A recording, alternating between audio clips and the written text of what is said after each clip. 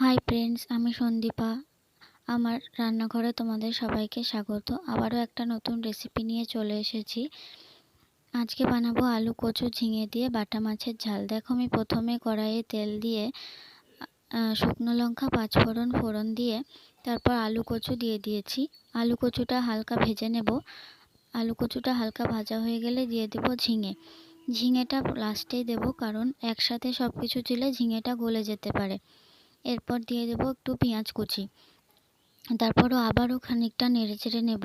হালকা ভাজা হয়ে গেলে দিয়ে দেব আদা বাটা, জিরে বাটা, হলুদ, লবণ পরিমাণ মতো, টমেটো বাটা দিয়ে ভালো করে কষিয়ে নেব। মশলা থেকে তেল ছেড়ে আসলে দিয়ে দেব জল দিয়ে ফুটতে দেব, কারণ যাতে সব কিছু সেদ্ধ হয়ে যায়।